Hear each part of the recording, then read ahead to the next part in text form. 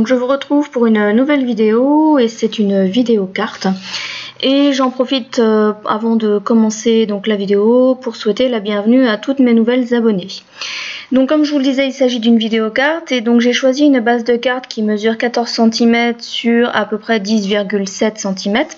C'est une base de carte qui est blanche et j'ai choisi pour fond de carte un papier qui est bleu mais très clair. Donc là il peut paraître blanc mais je vais vous mettre la carte, voilà, là on voit la différence par rapport aux tonalités. Donc je vais retailler ce papier de manière à ce qu'il puisse passer sur ma base de carte et donc je vais donc le retailler à peu près à 13,5 sur, il me semble que j'ai fait 10,5. Donc l'idée c'est d'avoir un rectangle qui rentre en fait sur ma base de carte en laissant donc un tout petit liseré blanc. Donc comme d'habitude j'utilise ma règle et mon cutter et je mets de mon tapis de découpe pour retailler en fait mon papier donc pour en faire un rectangle. Donc là il n'y a rien de compliqué. Alors pour cette carte en fait, donc encore une fois je n'ai rien inventé, j'ai trouvé le modèle sur Pinterest, ou en tout cas je me suis inspirée d'un modèle trouvé sur Pinterest, ce qui est une bonne source je dirais d'idées quand on sèche un peu. Et donc là, ce que j'aimais bien en fait, c'était que ça me permettait d'utiliser donc encore une fois des chutes de papier. Et j'ai donc, si vous vous souvenez, j'avais fait des cartes, on va dire dans un esprit un peu géométrique. Et donc là, on va retrouver un petit peu cet esprit, puisque je vais utiliser donc ce dies rond, donc fausse couture. Donc là, je vais retailler les deux ronds que je vous montre et je vais utiliser des chutes de papier. Donc là, vous voyez, je vais vous montrer les différentes chutes que je vais utiliser. Et donc je vais tout simplement découper des ronds dedans. Alors le dernier papier en fait je vais pas l'utiliser. Donc là voilà ce que j'obtiens une fois que j'ai utilisé ma Big Shot. Et donc je vais tout simplement ensuite venir faire on va dire deux colonnes, deux ronds sur la partie droite de ma carte. Donc c'est une carte qui sera au format on va dire portrait. Et donc voilà, ensuite c'est tout simple, il me suffit juste de positionner en fait mes différents ronds en faisant attention je dirais à l'espacement.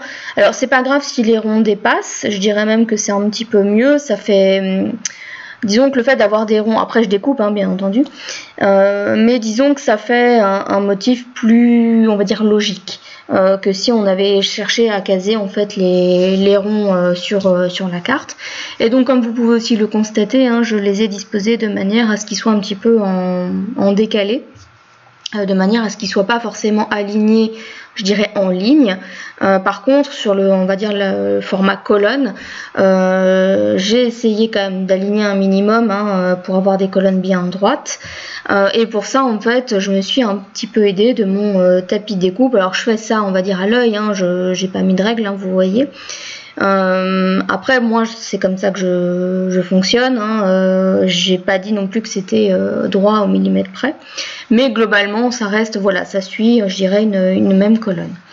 Donc pour la colle, vous voyez, j'utilise rien de compliqué, c'est un bâton de colle, tout ce qu'il y a de plus classique également.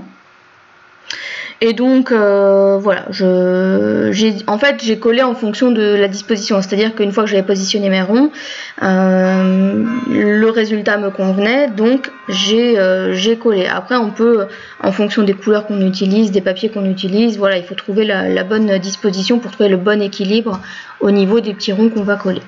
Donc là comme je vous ai dit, je vais découper on va dire l'excédent des ronds, ce qui fait je dirais un motif plus, comme je vous le disais tout à l'heure, plus logique. Donc ce fond de carte, je vais tout simplement le fixer avec du double face, de la mousse, on va dire double face, parce que je voulais donner un petit peu de relief à cette carte, parce qu'effectivement elle a rien de compliqué. Et j'avais peur qu'en fait en la collant avec juste de la colle sur ma base de carte, ça fasse un petit peu plat. Donc voilà, j'ai choisi de la mettre en 3D pour lui donner un petit peu un minimum de fantaisie. Alors il faut savoir aussi que j'ai hésité sur les ronds à passer certains ronds avec du glossy accent. Ça pourrait être une variante qu'on pourrait faire. J'ai longuement hésité et puis finalement non, parce que voilà, mon Glossy Accent, comme il est un peu vieux, il est un peu jauni et ça n'allait pas aller, je dirais, avec les couleurs en fait que j'ai utilisées au niveau de ma carte. Donc là je vais placer mon sentiment, donc c'est le mot Hello que j'ai découpé grâce à un dies et je ne savais pas comment le placer. Tout simplement parce que voilà, vous avez vu, j'ai essayé avec de la dentelle pour voir pour qu'il ressorte un petit peu mieux, parce que je trouvais qu'en fait il ressortait pas beaucoup par rapport au rond que j'avais collé. Et donc ce que j'ai fait, c'est que je l'ai mis en relief. Donc en fait j'avais tout simplement découpé dans une cartonnette et toujours avec le même dies, donc la même découpe.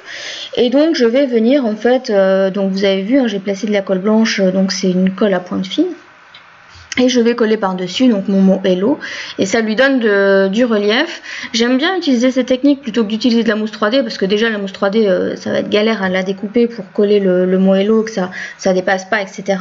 Là le fait de découper, je dirais, dans une cartonnette, ça donne déjà de l'épaisseur et c'est sur l'ensemble du mot.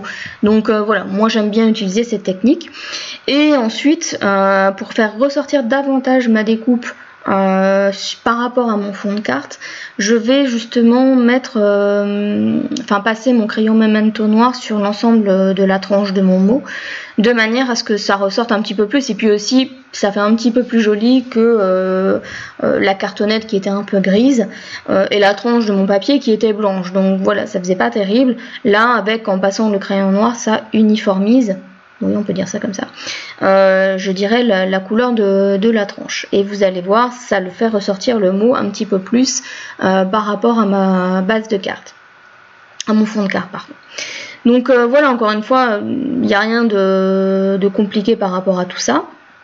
Et ensuite, comme précédemment, je vais utiliser la même colle à pointe fine pour pouvoir coller mon mot sur ma base de carte.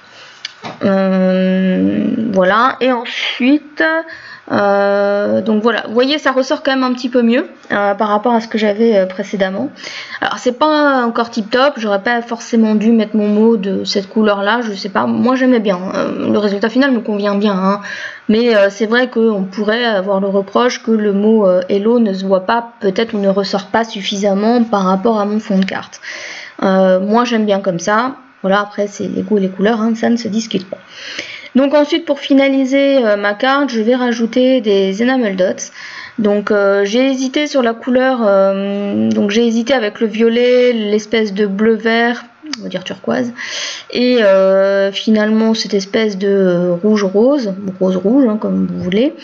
Et finalement je vais partir sur cette dernière couleur parce que je trouve que c'est celle qui se rapproche le plus du mot Hello et qui reste, à mon sens, plus cohérente.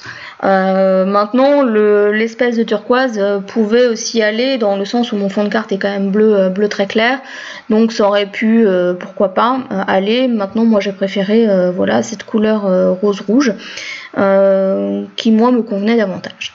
Donc je vais en mettre 3, j'aime bien le chiffre 3, et en scrap, voilà, il me semble que les chiffres impairs sont, on va dire, je vais pas dire mieux perçu, mais au niveau de l'œil, c'est plus joli à l'œil, on va dire.